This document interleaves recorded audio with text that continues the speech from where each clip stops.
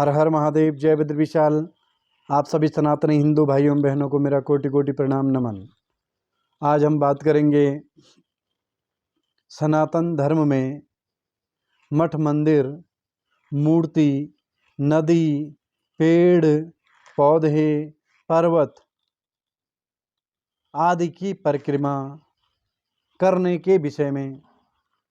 सर्वप्रथम देवी देवताओं की कितनी परिक्रमा करनी चाहिए और परिक्रमा करने से क्या फल की प्राप्ति होती है, परिक्रमा किस देवी देवता की परिक्रमा कैसे करनी चाहिए, तो इसी विषय पे आज भारत में कई धर्मों के लोग हैं।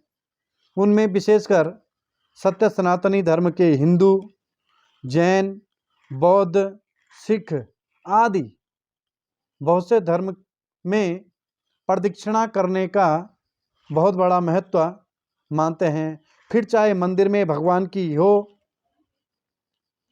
पर्वतों की हो, नदियों की हो, पेड़ पौधों की हो, माना जाता है कि परिक्रमा करने से 7 जन्मों के पाप क्षण भर में नष्ट हो जाते हैं। कुछ परिक्रमाएं 1 मिनट से लेकर 2 मिनट तक में पूरी हो जाती हैं और कुछ परिक्रमाएं ऐसी होती हैं जो महीनों तक, हफ्तों तक और वर्षों तक चलने वाली परिक्रमाएं हैं। उनके विषय में भी आप लोगों को बताऊंगा। परिक्रमा मुख्य रूप से 10 प्रकार की होती हैं। जैसे कि ब्रह्मांड में सूर्य, महासूर्य की परिक्रमा कर रहे हैं और नवग्रह भगवान सूर्य की परिक्रमा कर रहे हैं। ठीक उसी प्रकार से भी परिक्रमा का प्रचलन। सर्वप्रथम देव परिक्रमा, उसमें देव परिक्रमा कहते हैं जगन्नाथपुरी, रामेश्वरम आदि ज्योतिर्लिंग, शक्तिपीठ, ये देव परिक्रमाएं कहलाती हैं। दूसरी होती है देव मूर्ति की परिक्रमा। शिव, देवी दुर्गा, भगवान गणेश, विष्णु, हनुमान जी आदि मूर्तियों की परिक्रमा, मूर्ति परिक्रमा। तीसरे नंबर की होती है नदियों की परिक्रमा, जिसमें कि मोक्षदायिनी नदियां जो हैं गंगा, सिंधु, सरस्वती, नर्मदा आदि जितनी भी गंगाएं हैं, इनकी परिक्रमा।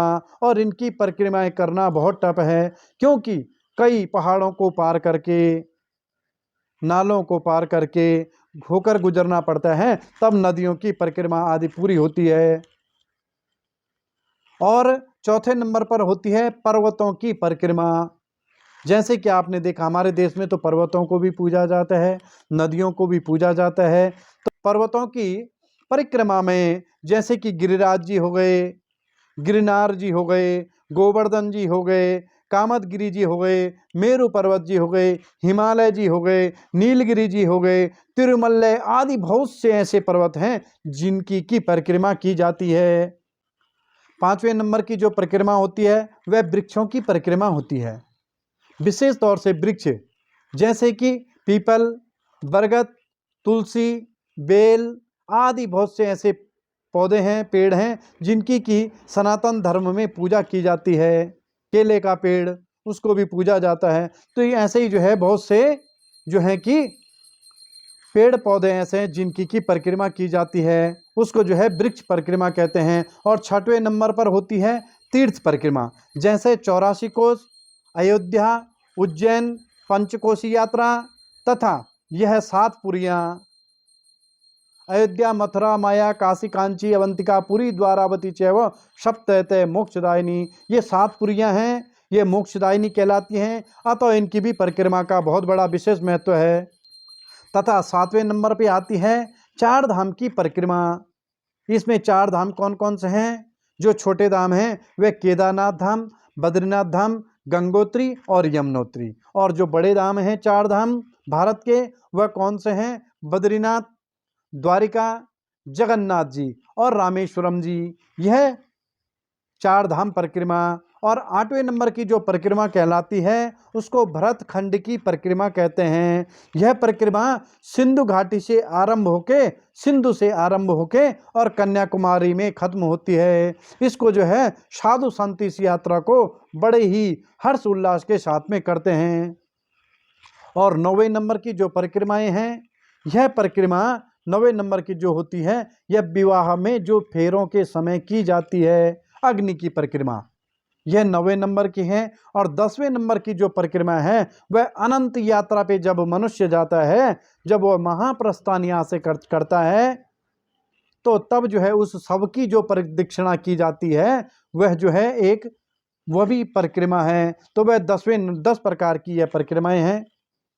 सनातन धर्म में हर भगवान की परिक्रमा का अलग तरीका है।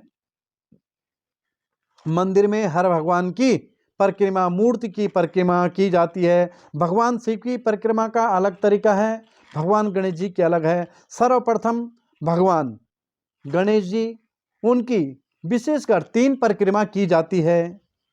उसके बाद में जैसे कि भगवान सूर्य जी हैं, भगवान सूर्य की 7 प्रदक्षिणा परिक्रमा करनी चाहिए। तथा भगवान विष्णु जी और भगवान विष्णु के जितने भी अवतार हैं उनकी जो है कि 4 परिक्रमा करने का विधान शास्त्रों में है।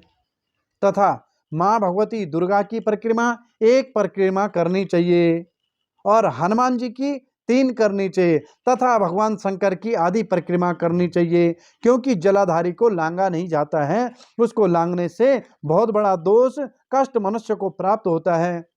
इसलिए भगवान की आदि परिक्रमा करनी चाहिए, भगवान शंकर की, बट वृक्ष की, पीपल वृक्ष की, इनकी अगर हो सके, या कथा मंडपों की, इनकी अगर हो सके तो 108 परिक्रमा करें।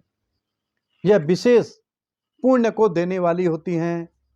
और परिक्रमा करते समय विशेषकर तानि कानिच पापानि जन्मांतर कृतानि च तानि सर्वाणि नश्यन्तु प्रदक्षिणाम पदे पदे। इस प्रकार से प्रदक्षिणा का यह मंत्र बोलना चाहिए कि हे भगवान जी, हे माँ भगवती जगदम्बा, जहाँ भी आप परिक्रमा करते हैं हमारे जन्म जन्मांतरों के पाप जो है समस्त नष्ट हो जाएं। यानी कानिच पापानि, मेरे द्वारा अगर कभी जानबूझकर या अनजाने में कोई भी पाप किया गया हो जन्म जन्मांतरों में, वे सारे पाप जो हैं नष्ट हो जाएं। तो यह प्रार्थना करनी चाहिए। जिन देवी देवताओं की परिक्रमा के विधान के बारे में मनुष्य को पता नहीं, वहाँ पर जो है 3 परिक्रमा करना चाहिए। इस प्रकार से यह परिक्रमा का विधान। परिक्रमा करने से जो है बहुत बड़ा पुण्य फल प्राप्त होता है। और परिक्रमा सदैव उत्तर से दक्षिण की तरफ करना चाहिए। जिस प्रकार से घड़ी घूमती है इसलिए उसको प्रदक्षिणा के नाम से जाना जाता है। तो इस प्रकार से है। तो आप लोग विशेषकर भगवान सूर्य की 7 परिक्रमा, गणेश जी की 3 परिक्रमा, माँ भगवती दुर्गा की 1 परिक्रमा, भगवान विष्णु के अवतारों की 4 परिक्रमा, तथा जो है अन्य जिन देवी देवताओं के बारे में पता नहीं उनकी भी 3 प्रदक्षिणा, और भगवान शंकर की सिर्फ आधी प्रदक्षिणा करनी चाहिए। तो माँ भगवती जगदम्बिका, भगवान शंकर आप सभी पे अपनी कृपा दृष्टि करें। हर हर महादेव, जय बद्री विशाल।